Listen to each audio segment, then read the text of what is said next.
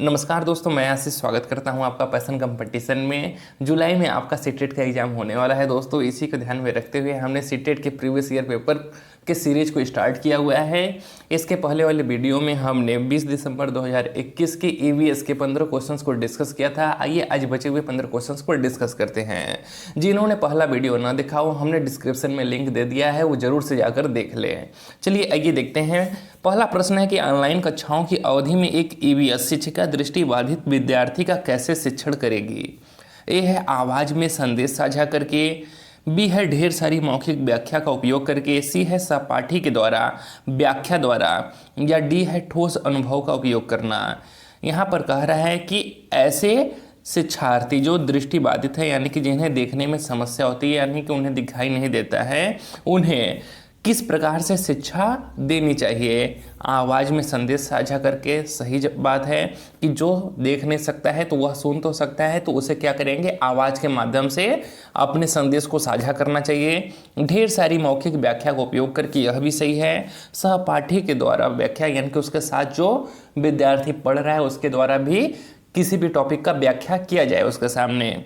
D है ठोस अनुभव का उपयोग करना। ठोस अनुभव का मतलब मूर्त चीज़ों को दिखाकर, यानी कि किसी चीज़ को दिखाकर उसके बारे में व्याख्या करना। तो जो बच्चा दृष्टिबाधित है वह देख नहीं सकता, तो उसके लिए यह विधि कारगर नहीं होगा, यानी कि ए, बी और सी आपका सही होगा। तो इसका सही जवाब हो जाएगा ऑप्शन नंबर पहला। ठीक है दोस्तों, आइए अगला प्रश्न देखते हैं। अगला प्रश्न है कि श्रवण बाधित बच्चों की शैक्षिक आवश्यकताओं के प्रबंध के लिए शिक्षिका को ऑनलाइन शिक्षण में रूपांतरण करना चाहिए। श्रवण बाधित मतलब ऐसे बच्चे जिन्हें सुनने में समस्या होता है, ठीक है, उनकी शैक्षिक आवश्यकताओं के प्रबंध के लिए शिक्षिका को ऑनलाइन शिक्षण में रूपांतरण करना चाहिए। क्या क्या करना चाहिए। ये है ऑनलाइन कक्षा के दौरान विशेष शिक्षक की सहायता लेकर, सही बात है, यानी कि जो बच्चे सुन नहीं सकते हैं वह सांकेतिक भाषा तो समझ सकते हैं, तो कुछ एक्सपर्ट टीचर होते हैं जो क्या करते हैं, संकेत में पढ़ा देते हैं बच्चों को, ठीक है। तो ऐसे शिक्षकों की सहायता लेनी चाहिए, सही बात है। केवल उनके लिए ऑफलाइन कक्षा का प्रबंध करके, और जहां तक हो सके कोशिश करना चाहिए कि उन बच्चों के लिए क्या हो, ऑफलाइन कक्षा का प्रबंध करना चाहिए, यह भी सही है। सी है उप शीर्षकों और साथ साथ अनुशीर्षकों को अपनी वीडियो और पीपीटी से जोड़ना, यह भी सही है। डी है अधिक दृश्यों का उपयोग करना, यानी कि वो बच्चे सुन तो नहीं सकते किंतु देख तो सकते हैं, तो उनके लिए ज़्यादा से ज़्यादा फिगर का उपयोग करके उन्हें क्या करना चाहिए, किसी भी चीज़ को समझाना चाहिए। यानी कि आपका ए, बी, सी और डी चारों ही सही हो जाएगा। ऑप्शन नंबर 3 आपका सही जवाब होगा दोस्तों। आइए अगला प्रश्न देखते हैं। सेवापूर्व शिक्षक अपने नैतिक मूल्यों, व्यक्तित्व, हित और अभिरुचि को जानने के लिए उपयोग करेंगे। क्या उपयोग करेंगे। रचनात्मक आकलन उपकरणों का, योगात्मक आकलन उपकरणों का, स्व आकलन उपकरणों का, या रचनात्मक और योगात्मक आकलन उपकरणों का। ठीक है दोस्तों, तो सेवापूर्व शिक्षक को अपने नैतिक मूल्यों, व्यक्तित्व, हित और अभिरुचि को जानने के लिए स्व आकलन उपकरणों का उपयोग क्या होगा, सर्वाधिक उपयुक्त होगा। इससे शिक्षक स्वयं अपने अंदर के गुणों का आकलन कर सकता है। किसके द्वारा, स्व आकलन उपकरणों के द्वारा। आइए अगला प्रश्न देखते हैं। एक ईवीएस अध्यापक ने अंकुरण विधि को समझाने के लिए विद्यार्थियों को घर के लिए एक क्रियाकलाप देने का निश्चय किया। निम्नलिखित में से सबसे उपयुक्त कौन सा क्रियाकलाप होगा। चित्र के साथ चार्ट तैयार करना, बीज को गमले में लगाना, या मूंग से अंकुर को निकलते हुए देखना, या फिर चौथा है वीडियो क्लिप देखना। तो इसका सही जवाब जो होगा दोस्तों वह होगा मूंग से अंकुर को निकलते हुए देखना। क्यों, क्योंकि इससे क्या होगा, इससे क्या होगा कि वे अपने परिवेश से सीखेंगे एवं करके सीखेंगे, और यही प्राथमिक स्तर पर पर्यावरण शिक्षण का उद्देश्य होता है, करके सीखना एवं क्या होता है, परिवेश से सीखना। ठीक है दोस्तों, तो यहाँ पर क्या होगा, बच्चे परिवेश से सीखेंगे, वह स्वयं देखेंगे कि मूंग से अंकुर कैसे निकल रहे हैं, कैसे अंकुरित हो रहा है। आइए अगला प्रश्न देखते हैं। अगला प्रश्न है कि एक ईवीएस की अध्यापिका ने अपने कक्षा 3 के छात्रों को अपनी छत या खुले क्षेत्र में अन्न को कटोरे में रखने के लिए कहा। अन्न का मतलब कि कोई भी दाना हुआ या फिर भोजन हुआ, ठीक है, उसको कटोरे में रखने के लिए कहा। उसके बाद उसने उनको एक आंकड़े की सीट तैयार करने के लिए कहा, जिसमें वे उस भोजन यानी कि अन्न को खाने के लिए आने वाले पक्षियों का ब्यौरा देंगे, यानी कि जो अन्न रखे हैं उसे खाने के लिए कौन कौन सा पक्षी आ रहा है इसका ब्यौरा तैयार करेंगे, वो बच्चे उसे लिखेंगे। ठीक है, इस क्रियाकलाप का उद्देश्य है। तो यह जो क्रियाकलाप करवाया जा रहा है टीचर के द्वारा, इसका उद्देश्य क्या है? छात्रों को घर में व्यस्त रखना। दूसरा है छात्रों को उन पक्षियों के लिए संवेदनशील करना जो कि लुप्त होने के कगार पर हैं। या फिर तीसरा है पक्षियों की जातियों और उनके खान पान की आदतों के प्रति अवलोकन कौशल का विकास करना। चौथा है जीवित प्राणियों के प्रति सहानुभूति उनके मन में बैठाना। तो इसका सही जवाब होगा दोस्तों कि पक्षियों की जातियों और उनके खान पान की आदतों के प्रति अवलोकन कौशल का विकास करना। यहाँ पर क्या किया जा रहा है? बच्चों के अवलोकन कौशल का विकास किया जा रहा है। ठीक है, इसके साथ ही छात्र विभिन्न प्रकार के पक्षी एवं उनके भोजन के बारे में भी क्या होंगे? परिचित होंगे। तो इसका सही जवाब हो जाएगा ऑप्शन नंबर 3। आइए अगला प्रश्न देखते हैं दोस्तों। एक अध्यापक ने कक्षा में हमारे देश के उत्सवों पर विचार विमर्श किया। विभिन्न संस्कृतियों के बावजूद कुछ उत्सव आम यानी कि कॉमन हैं जो सभी लोग मिलाते हैं और पूरे देश में मनाए जाते हैं। वह कौन सी संकल्पना का कक्षा में विचार करने की कोशिश कर रहा या रही है? पहला है हमारे जीवन में उत्सवों के मूल्य। दूसरा है विभिन्न संस्कृतियों में एकता। तीसरा है उत्सव में कोई सांस्कृतिक या प्रादेशिक अवरोध नहीं होता है। चौथा है उत्सव हमें शांति और आनंद देते हैं।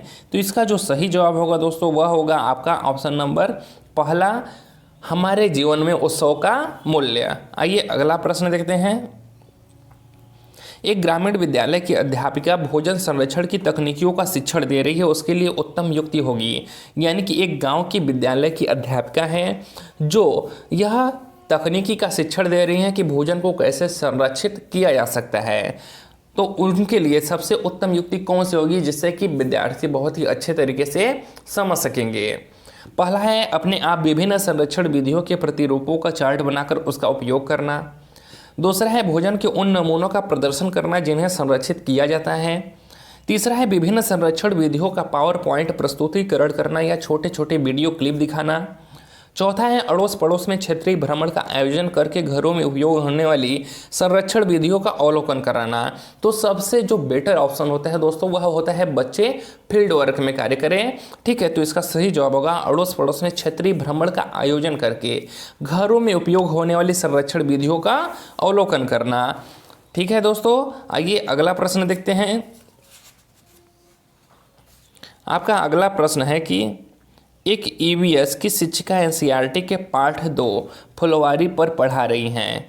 शिक्षण के लिए वह निम्न में से किस संसाधनों का उपयोग कर सकती हैं? पहला है भारत का मानचित्र। दूसरा है मधुबनी चित्रकला। तीसरा है विभिन्न स्थानीय फूल और चौथा है कार्यपत्रक। तो इसका जो सही जवाब होगा वह होगा आपका ऑप्शन नंबर पहला कि भारत का मानचित्र भी, मधुबनी चित्रकला भी, विभिन्न स्थानीय फूल भी और कार्यपत्रक भी। आइए अगला प्रश्न देखते हैं। कक्षा 4 के विद्यार्थियों को अनधिकार शिकार के प्रति संवेदनशील करने के लिए निम्नलिखित में से कौन सी विधि प्रभावकारी है? तो कौन सा विधि प्रभावकारी होगा? वाद विवाद करवाना, समाचार पत्र की क्लिपिंग दिखाना, पोस्टर प्रस्तुति या फिर नारे लिखना। तो कक्षा 4 के विद्यार्थियों को अनधिकार शिकार के प्रति संवेदनशील करने के लिए समाचार पत्र की क्लिपिंग यानी कि कटिंग दिखाना प्रभावकारी रहेगा, क्योंकि क्या होगा इससे छात्रों को उनके पर्यावरण की विविधता को होने वाली हानियों के बारे में जानकार संवेदना उत्पन्न होगी। यानी कि उन्हें जानकारी मिलेगी और उसके प्रति उनकी क्या होगी? संवेदना उत्पन्न होगी। आइए अगला प्रश्न देखते हैं। व्यवसाय में रूढ़िवादी छवि के मुद्दे के प्रति विद्यार्थियों को संवेदनशील करने का प्रभावशाली तरीका है। तो कौन सा प्रभावशाली तरीका है? सामाजिक मीडिया, नुक्कड़ नाटक, समाचार पत्र या फिर रेडियो। तो इसका सही जवाब है आपका नुक्कड़ नाटक। ठीक है दोस्तों, नुक्कड़ नाटक एक प्रभावशाली तरीका है क्योंकि इसमें रोचक तरीके से गंभीर मुद्दों के प्रति संवेदना उत्पन्न की जा सकती है। आइए अगला प्रश्न देखते हैं।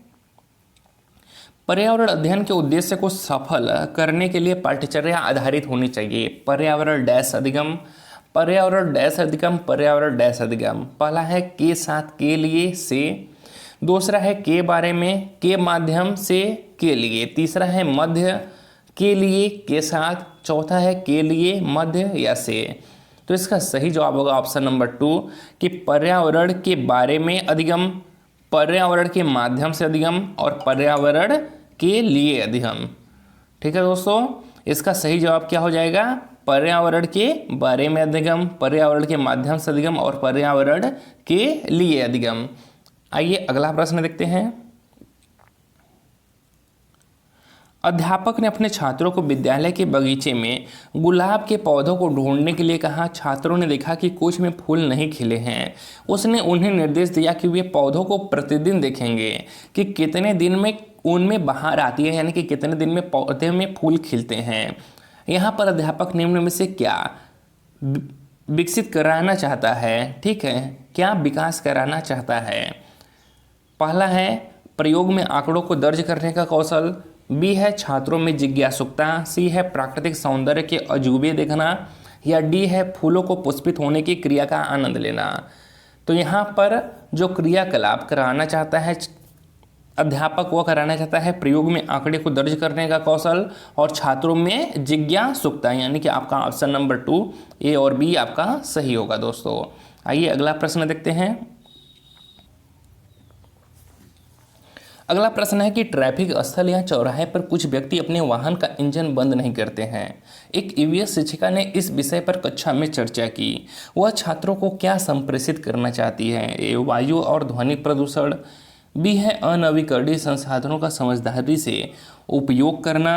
अनवीकरणीय संसाधनों का मतलब है कि ऐसे संसाधन जो कि परमानेंट ना हो, एक समय के बाद क्या हो जाते हैं, यह खत्म हो जाते हैं, ठीक है, यानी कि ऐसे संसाधन जो आपके हमेशा मौजूद नहीं होंगे, अगर आप उनका अति करेंगे, हद से ज़्यादा उपयोग करेंगे तो वह खत्म हो जाएंगे, जैसे पेट्रोल हुआ, डीजल हुआ, ठीक है दोस्तों।